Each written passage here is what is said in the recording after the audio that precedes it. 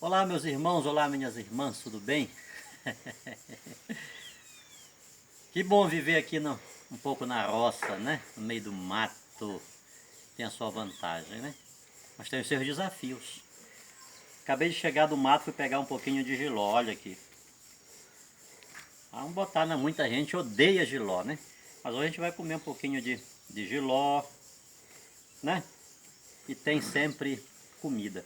Eu estava lá na roça ainda agora, irmãos, e me veio um pensamento que a gente olha aí nas redes sociais, né? E muita gente apreensiva com a questão que a Covid-19 é um sinal dos tempos, é o fim do mundo, já está se acabando, não sei o que, não sei o que, né? E me veio na mente o seguinte, que para quem olha o mundo, o céu, por exemplo, de dentro de um buraco, de dentro de um poço, eu já tive essa experiência, várias vezes eu já entrei dentro de poço para limpar, né?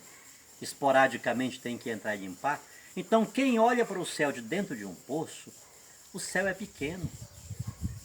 É pequeno. E quanto mais fundo for o poço, menor é o tamanho do céu. Mas à medida que você vai subindo, vai saindo lá dentro do poço, você vai vendo que o tamanho do céu muda, já não é mais daquele tamanho que você estava vendo em um nível mais profundo, né? Mais inferior. E sobretudo quando você sai de dentro desse buraco, dentro desse poço, você tem a percepção de que o céu, ele não é possível ser abraçado com o seu olhar. Porque ele é grande, ele é infinito. Então, muitas das vezes, isso aconteceu na história da humanidade. Para a humanidade, para o homem primitivo, o céu era muito pequeno. Era tudo muito limitado. Mas a evolução foi chegando, foi chegando, foi chegando, foi chegando, e hoje o ser humano ele tem uma percepção de mundo muito grande, muito ampla. Acontece algo do outro lado do mundo aqui a gente já está sabendo. Hoje quem pode não ter uma geladeira em casa, pode não ter às vezes até o pão ou a comida, mas um celular quase todo mundo tem. Você não tem uma internet, mas você vai ali numa rede pública, num vizinho, alguém que tem, você acessa e está conectado com o mundo. O que o presidente do Brasil fala, o que o presidente dos Estados Unidos, o que lá na África se fala, a gente fica sabendo quase que em tempo real. Mas para o homem antigo, o que era o mundo?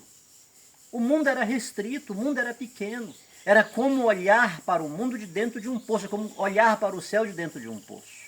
Era muito pequeno. As informações, as notícias, não se tinham com a velocidade, com a precisão que a gente tem hoje.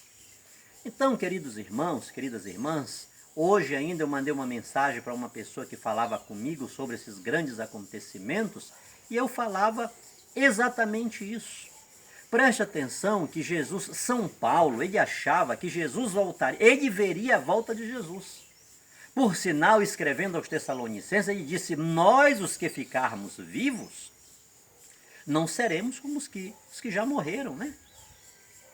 Os que morreram ressuscitarão primeiro, e nós, os que estivermos vivos, seremos arrebatados, transformados, né? Num abrir e fechar de olhos. Então, São Paulo, ele aguardava a vinda de Jesus, ele veria, para aquela geração, até o ano 100, ele achava que veria a vinda de Jesus. Mas isso não aconteceu.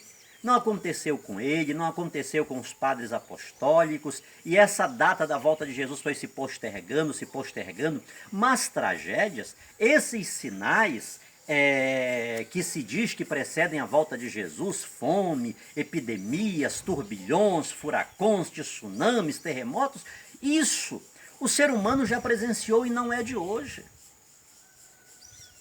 Essas fomes, leia lá na palavra de Deus o que já aconteceu lá só dentro da esfera de Israel. Não vamos nem olhar para uma literatura fora da literatura religiosa de Israel, só para a literatura que compõe o livro sagrado dos cristãos, o Antigo e o Novo Testamento. Então houveram muitos, só que naquela época as pessoas viam as coisas de forma muito restrita, muito pequena. Hoje não. As tumbas faraônicas, o conhecimento que a gente tem hoje de tudo aquilo que existe lá é recente, não é tão antigo assim. porque era algo que durante séculos e séculos ficaram escondidos. Hoje nós temos uma visão totalmente diferente. Então, queridos irmãos, eu creio que a volta de Jesus, ela se dá particularmente, ela se dá para cada ser humano. Deus, ele traz o querigma para que todos nós tenhamos um conhecimento singular, particular, individual de Jesus e possamos viver bem o tempo que a gente vive aqui nesta terra. Possamos viver bem o tempo que vivemos aqui nesta terra. Então, o que nós precisamos conhecer de Deus, Deus nos dá a conhecer. Deus nos faz conhecer. Para mim, para o Jonatas, o meu filho que está me filmando aqui, para minha esposa, a missionária Eunice, para minha filha Lídia, meu filho Miguel, para todo mundo. Para todo mundo, Deus se revela. Para cada ser humano, na coletividade, na individualidade. Então todo ser humano ele fica sabendo do poder de Deus, mesmo que não seja dentro da esfera teológica cristã. A teologia cristã é uma coisa, mas não podemos falar de Deus apenas a partir da teologia cristã, porque muitas outras culturas têm um conhecimento de Deus a partir da cultura deles. O conhecimento, o senso de moral, de ética, do bem e do mal está escrito no coração, na alma do ser humano. Então Deus, de uma ou de outra forma, ele se revela ao ser humano, ele se mostra ao ser humano, e o ser humano ele tem a oportunidade de reconhecer Deus como Criador, que não seja com este nome de Deus que nós cristãos temos, o Iavé, o Javé, outros chamam de Jeová e por aí vai, não importa isso. Então todo ser humano, dentro da sua perspectiva, da sua cultura, do seu intelecto, ele tem a oportunidade de ter um conhecimento de Deus, ele tem a oportunidade de conhecer o bem, de reconhecer Deus como seu Criador, ele tem a oportunidade de praticar o bem, ele tem a oportunidade de escolher a vida e a morte, a bênção e a maldição. E no fim do termo da existência terrena de cada um de nós, vai daqueles que procuraram ser fiéis a essa realidade que eles descobriram porque Deus se revelou. Não é uma descoberta pessoal particular nossa, é Deus que se revela para que nós o conheçamos. Então aqueles que foram fiéis até a morte, eles serão arrebatados, eles verão a volta de Jesus, eles habitarão com Deus para sempre, para toda a eternidade. Agora, enquanto um acontecimento mundial, de cunho mundial, é outra história. Vamos ser cautos, vamos ser sóbrios nessa situação, porque isso não vem de hoje. 2000 anos atrás, Jesus falou da sua segunda vinda. O apóstolo Paulo foi um dos que esperava ver a vinda ele esperava ser arrebatado. Ele achava que ele não morreria antes do arrebatamento. Nós, os que ficarmos vivos, seremos arrebatados num abrir e fechar de olhos. Mas isso não aconteceu.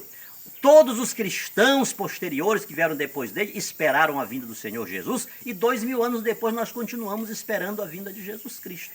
Então vamos entender que Deus está dando um tempo para cada um de nós vivermos a nossa existência, a nossa vida da melhor maneira possível. A Quaresma, liturgicamente, a Igreja Católica nos dá essa oportunidade de sermos melhores, de melhorarmos, de termos uma comunhão com Deus mais assídua, mais forte, mais íntegra, mais fiel, cuidar dos nossos. Ontem eu ouvi um pastor fazendo uma pregação, achei interessante. Tem muita gente querendo fazer missão lá para a África, lá para o outro lado do mundo, e não está fazendo missão na sua casa. Não está cuidando da sua esposa, do seu filho, do seu pai, do seu vovô, dos seus netos, dos seus sobrinhos. E quer ir para lá fazer o quê? Deus não te chamou para isso. Eu achei interessante a palavra do pastor. Para com essa besteira. Fale aqui, faça a sua missão aqui, onde Deus está te chamando, onde Deus está te colocando. Então Deus nos colocou aqui neste local para fazermos uma missão, para fazermos a obra dele, para sermos a ele fiéis até a morte. Não importa se vamos ver ou se não vamos ver a volta de Jesus, arrebatamento. O certo é que quem morre com Cristo, com ele vive eternamente. Olha, eu vou comer um jiló por você também. Um beijo para todos vocês.